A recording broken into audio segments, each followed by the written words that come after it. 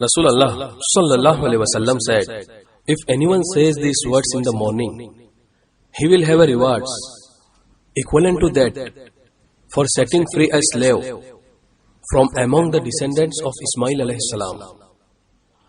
He will have 10 good deeds for him. 10 evil deeds will be removed from him.